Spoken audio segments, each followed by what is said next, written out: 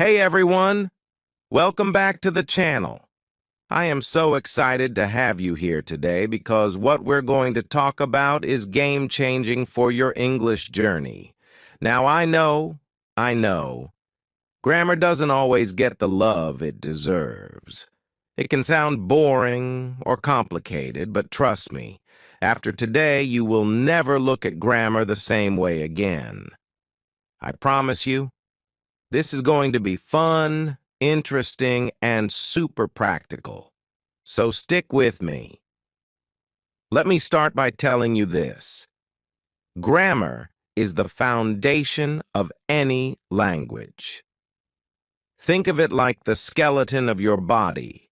Without it, everything else, your vocabulary, your speaking, even your confidence, won't stand strong. Grammar holds everything together, and in this lesson, I'm going to show you exactly how to improve it in a way that's easy, enjoyable, and, yes, you guessed it, effective. Importance of grammar. Now, some of you might be thinking, I know grammar's important, but is it really that big of a deal? Let me tell you, it absolutely is. Imagine you're having a conversation and you say, "She don't like pizza." What happens? People might understand what you're saying, but you're not coming across as fluent, right? Or worse, it might make people think you don't know English well. Grammar helps you sound professional, confident, and clear. It's the difference between "I have a dream" and "I has a dream." Sure, both might be understood, but only one will make you sound like a true English speaker. And I want you to be that person. You deserve it. But here's the thing. You don't need to be perfect. Grammar is about progress, not perfection. It's about communicating clearly so people understand you, and that's something you can absolutely master. What is grammar? Okay, so what exactly is grammar? Simply put, grammar is the system of rules that structure a language. It's the way we organize words, sentences, and punctuation so that everything makes sense. Think of grammar as the rules of a game. Without rules, the game would be chaotic, right? Imagine playing soccer with no boundaries, no goals, or even no rules for how the ball should move. Things would get messy. Grammar is what keeps your game of English from falling apart. It's why we know when to say, "I am going to the store," and not, "I going to store." It's why we say, "She has been reading," instead of "she been reading." These little rules might seem small, but they add up to big results in the long run. How do you learn grammar? Now, you might be thinking, okay, this sounds important, but how do I actually learn grammar without falling asleep? Trust me, I've got you covered. First, start with what you already know. Look at your English in daily life, whether you're watching TV shows, listening to music, or even reading posts on social media. Pay attention to how grammar is used in real situations. For example, have you ever noticed how people speak in different tenses? In a movie, you might hear someone say, "I was walking to the store yesterday." Why? Because they're talking about something that happened in the past, so they need the past tense. Easy, right? Just observe the world around you and learn from what you hear. Next, make it a part of your routine. Start small. Pick one grammar rule to focus on each day. Maybe today you focus on how to use have and has correctly. Or you could look at how to form questions with do and does. Practice them throughout the day, and I promise, over time, you'll start to sound more and more natural. And you won't even realize it. Here's an interesting tip. Try to speak in English every chance you get. I don't care if you're in the shower, on the bus, or just walking around your house. Say things out loud. Even if you're just talking to yourself, it's like training your brain to think in English. Imagine you're explaining to someone how to use the past tense. I played tennis yesterday. Or, she studied all night. You're practicing, you're learning, and you're having fun all at the same time. Let me give you a funny example. I'm sure you've all heard someone say, I am loving it, right? Like McDonald's uses this in their ads. But here's the thing. Technically, that's incorrect. We don't usually say, I am loving it, because we're talking about something that's happening now. You should say, I love it, simple, right? So every time you hear, I am loving it, just think, that's a grammar mistake and I'm smarter for knowing the right way. And guess what? As you keep learning grammar and noticing these things, you'll start to feel like a grammar detective. You'll start spotting errors in everyday language, and it will feel great.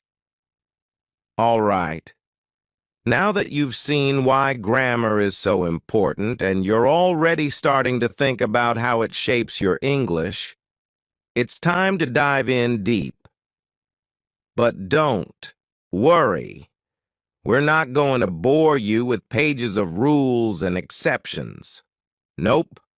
Instead, I'm going to share with you some powerful tricks, little strategies that will make grammar feel like a walk in the park. Are you ready for this? Let's get started. Trick 1. Start with simple sentences. Let's be real. Grammar can seem scary when you look at all those complicated sentences in textbooks. But here's the secret. Keep it simple. If you can master simple sentences, you're halfway there. Start with small sentences like, I eat lunch, or she goes to school. Why? Because the simple present tense like eat, go, study, and work is the foundation of almost everything in English. Once you've got that, you can add details and build from there. For example, let's take I eat lunch and add some flavor. I eat lunch every day. Great. We've added the frequency adverb every day. Now let's make it even better. I always eat lunch with my friends at school. Look how simple that is. It's not overwhelming, and it uses grammar you already know, but now it's richer and more interesting. This is the key to learning grammar. Start simple and gradually build up. Trick 2.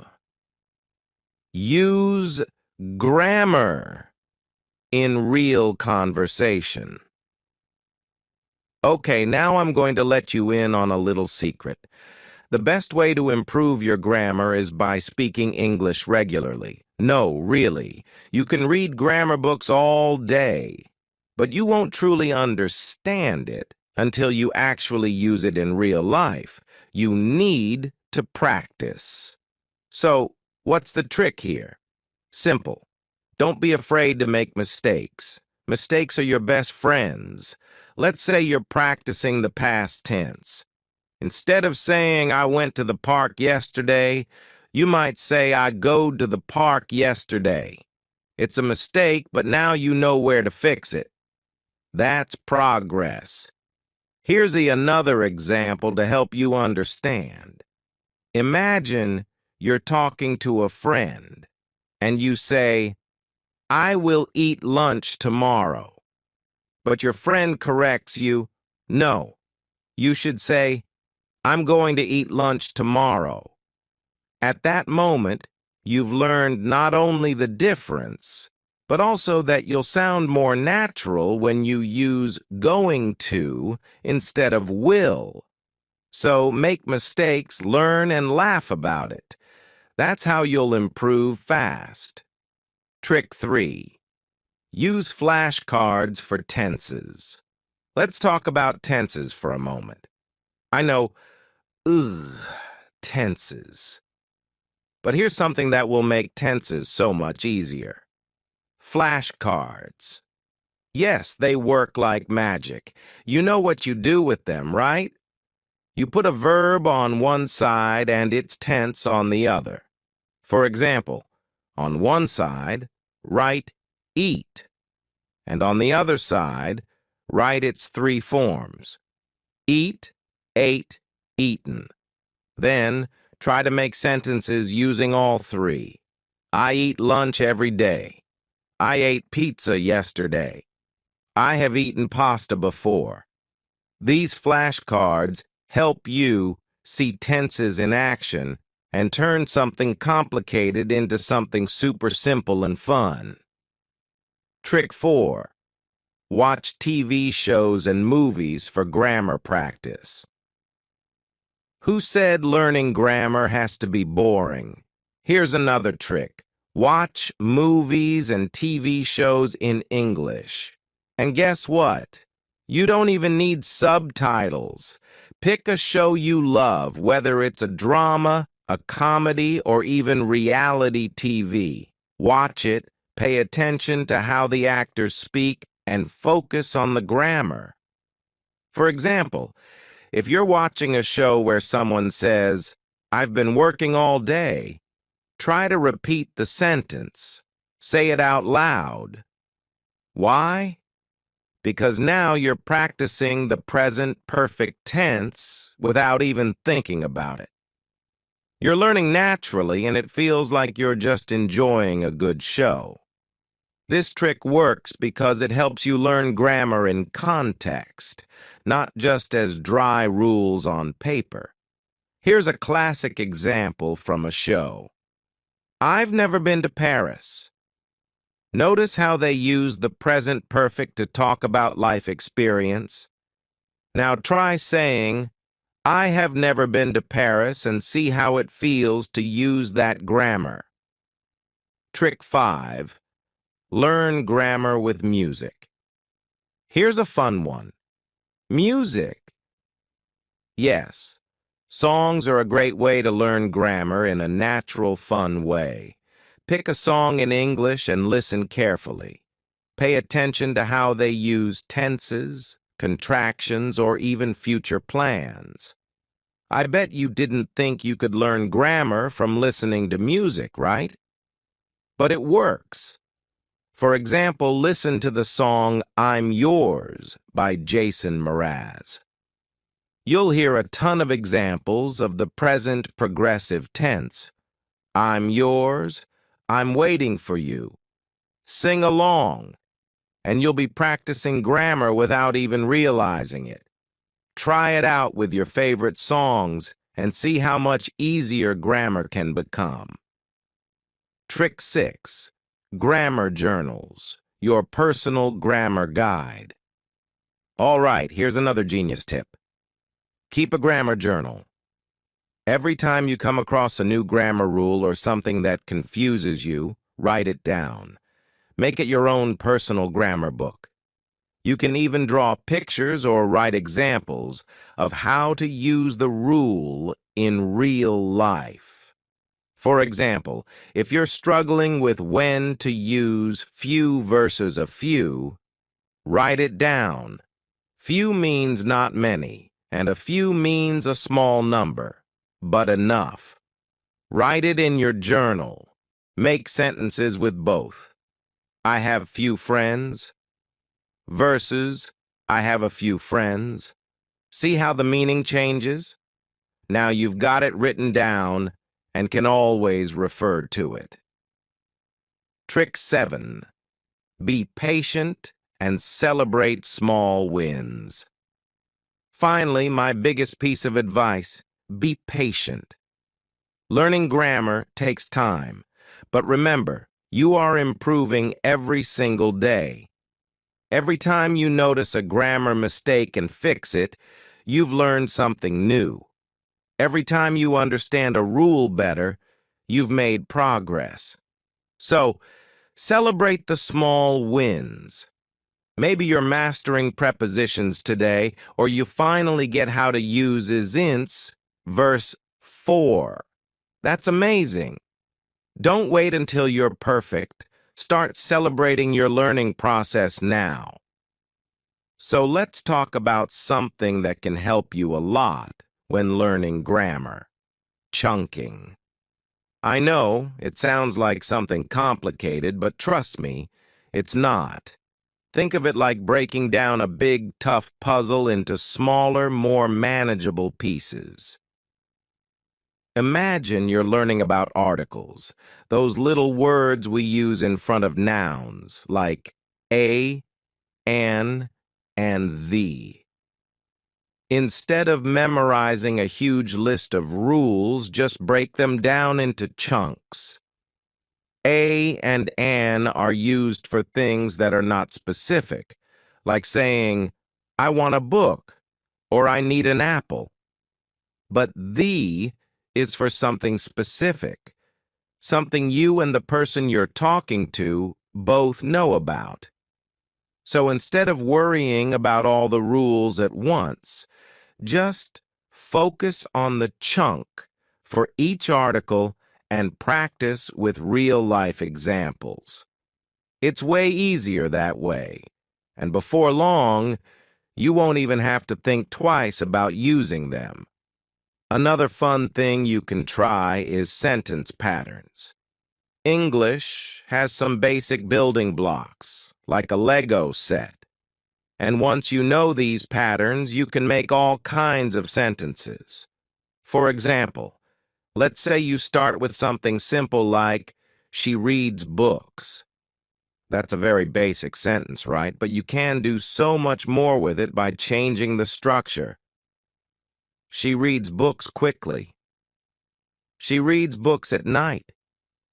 You can even switch things around like, at night, she reads books. It's like a secret trick to make your sentences more interesting without getting lost in complex grammar rules. Have you ever thought about turning grammar into a game? I know it sounds a bit crazy, but trust me, grammar games are awesome. Let me explain. Imagine you're playing a game where you have to fill in the blanks of sentences. For example, he bought was to the store. And your job is to figure out what verb fits in there. It could be goes or went, depending on the tense. Or how about a bingo game, but with grammar rules? Each square has a grammar concept, and when you use that rule in a sentence, you get to mark it off. It's so much fun, and it keeps you actively learning. It turns studying into something exciting, and you'll be surprised at how quickly you start using the grammar rules naturally. Now, one thing that really helps you internalize grammar is to listen to native speakers and mimic them. It's like learning a dance by watching someone who already knows the moves. When you listen to how native speakers talk, pay attention to their grammar without thinking too hard about it. You'll hear them using the present continuous like, I'm watching TV. Or maybe you'll hear them say, she's been to Paris. These are real-world examples of grammar in action. Try mimicking them, repeating their sentences out loud. This will help you not only with pronunciation, but also with feeling comfortable using grammar without having to think about it too much. Before you know it, you'll be saying the same thing in your own conversations. And if you're someone who loves visual learning, here's a trick that's game-changing. You can create a grammar map. Think of it as a treasure map, but instead of finding gold, you're finding all the grammar rules that connect with each other. You can draw a simple chart with arrows to show how different tenses link up. For example, how the present simple tense connects to the present continuous for describing habits or actions happening now, or how the past simple connects to the past perfect for talking about actions that happened before something else.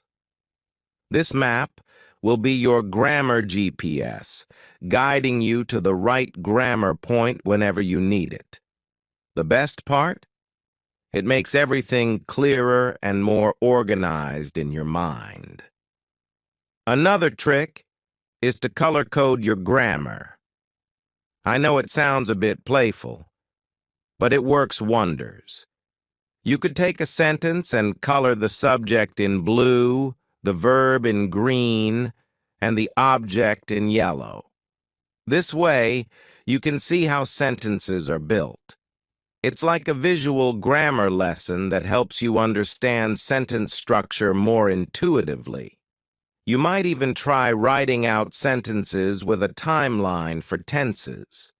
For example, draw a line for past, present, and future, and then place the sentences on the timeline to see when they belong. Visuals like these will make grammar rules stick in your mind much faster. Speaking of learning fast, another trick is to focus on mastering one rule at a time. I know we all want to learn everything at once, but it's better to slow down and nail one rule before moving on. For instance, if you're learning the present perfect tense, just concentrate on that one until you feel super comfortable using it. Practice with sentences like, I have eaten lunch, or she has visited London. Don't worry about the next tense yet. Master one, and everything else will be so much easier. And here's a trick that works like magic. Read, read, and read. But don't just read for fun. Read with grammar in mind. Read books, articles, or even social media posts, and pay attention to how sentences are formed. Notice how grammar rules pop up naturally in these sentences. You'll start recognizing patterns without even thinking about it, and the more you read, the more your brain will start to automatically use the right grammar when you speak or write. It's like planting seeds. Eventually, they'll grow into beautiful grammar flowers. Finally, remember that learning grammar isn't about memorizing rules. It's about using the rules in real situations. Think of grammar like the tool that helps you express yourself. The more you use it, the better you'll get at it. So, keep practicing, keep playing those grammar games, and keep reading and listening to native speakers. Every time you make a mistake, it's not a failure. It's progress. You're learning and getting better each time. Now, how awesome is that? By applying these simple, fun tricks, you'll feel confident in your grammar. And you'll see that learning grammar can be just as exciting as watching your favorite show or playing your favorite game. Just keep practicing, keep experimenting, and before you know it, grammar will be second nature. The final stretch of this grammar journey. We're going to take a deep dive into grammar concepts and tricks that will empower you to become a master. First of all, let's talk about prepositions, those little words that seem so simple but can trip us up.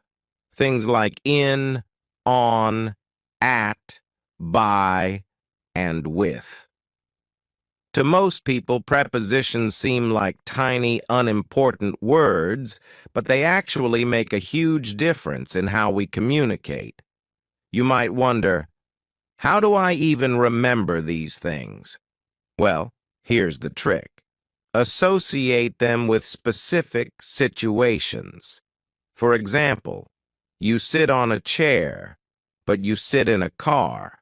You live in a city, but you live on a street. When you connect these prepositions to real-life examples, you start to get a sense of how they work naturally. The key is context, understanding the situation in which the preposition is used. This is what will make them feel less like rules and more like part of how you naturally think. Next, let's talk about one of the most powerful and sometimes overlooked aspects of grammar, the passive voice. It's like a secret tool that can change how you communicate. Passive voice takes the focus off the doer of the action and puts it on the action itself. For example, instead of saying, "The teacher explained the lesson," in passive voice, you say, "The lesson was explained by the teacher."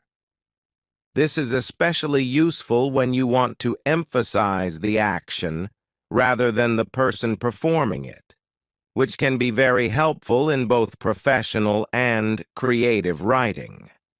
It can sound more formal and objective. The trick to getting passive voice right is focus on the object and use the right form of the verb to be. For example, is, was, or will be, along with the past participle of the main verb. With practice, you'll begin to use it naturally, and it will add a sophisticated touch to your writing and speaking. Another thing that will make a huge difference is learning how to combine sentences effectively.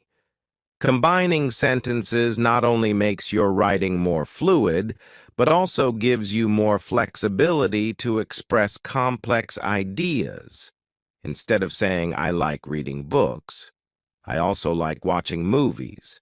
Try combining these two sentences. "I like reading books and watching movies."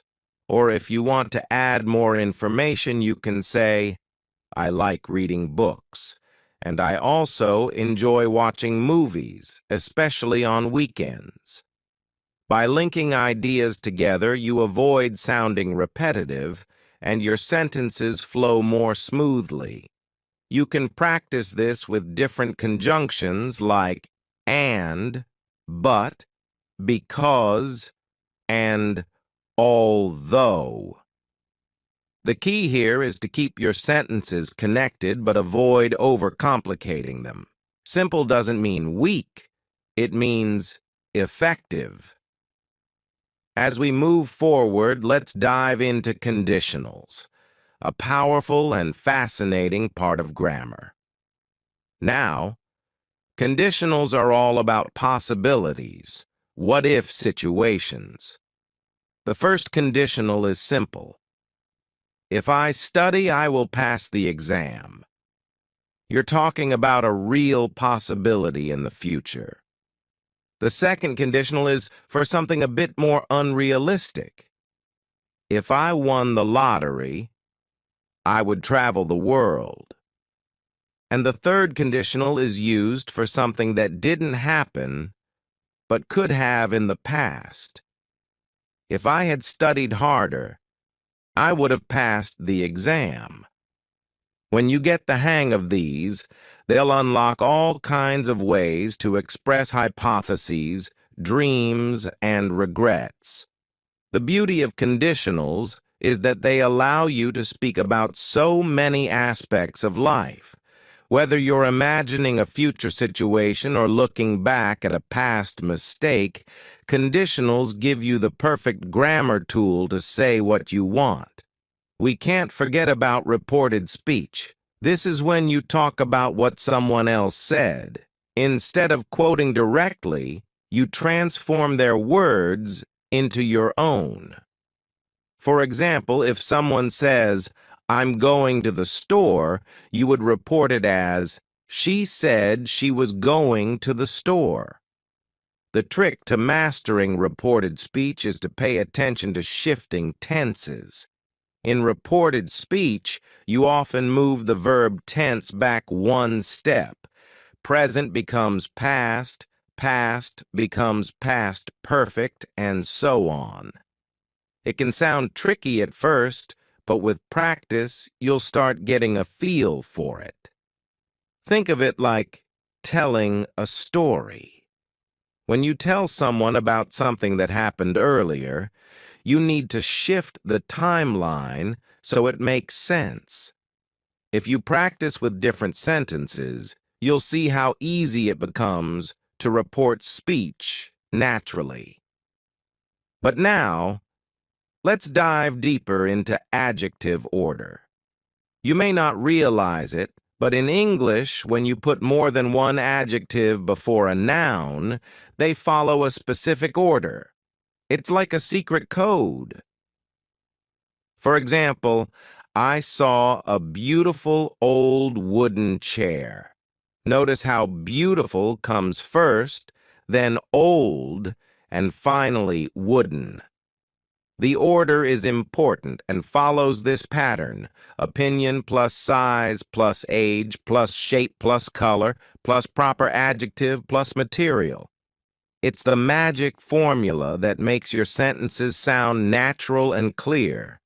Once you get this order in your head, your descriptions will start to flow much better. Now, let's talk about consistency. And this is where a lot of people slip up. If you start a sentence in one tense, you need to stay in that tense unless you're doing it on purpose. For example, yesterday I was walking in the park and I see my friend sounds odd because you switched tenses. Instead, it should be, yesterday I was walking in the park and I saw my friend. This is all about being consistent in how you express your thoughts, and it's a very important aspect of fluency. The more consistent you are, the more natural your speech and writing will sound. Here's a final tip for grammar success. Practice by teaching others. It's one of the best ways to learn anything, especially grammar. Try teaching a friend or even talking about grammar rules to an imaginary student. When you can explain a concept clearly, it means you understand it deeply. And don't just read about grammar, use it. Write short stories, speak to your friends in English, or even keep a journal. The more you use grammar in real-life situations, the stronger your understanding will become. But here's the thing. Don't rush. Remember that learning grammar is a journey, not a destination. It's okay to make mistakes. In fact, mistakes are a necessary part of the learning process. Every time you make a mistake, you are learning. Think of each mistake as a lesson that brings you one step closer to mastering grammar. And here's a secret. Even native speakers make mistakes. So don't be hard on yourself. Celebrate every bit of progress you make, no matter how small. Keep practicing, keep making those mistakes, and keep improving. The most important thing I want to tell you right now is this. You are capable. You have the ability to learn and use grammar with confidence, and you will get better every day. It's not about perfection. It's about progress. As you continue on your journey, you'll find that grammar becomes second nature, and you won't even have to think about it as much. You'll be able to speak, write, and understand English with ease. Remember, you're not alone on this journey. Thousands of learners are out there with the same goals and dreams. They've faced the same challenges, made the same mistakes, and yet they've become fluent. So, keep going, keep learning, keep practicing, and never give up. Your dream of mastering English grammar is absolutely within your reach. Keep pushing forward, and soon enough, grammar will no longer be something you just understand. It will be something you live.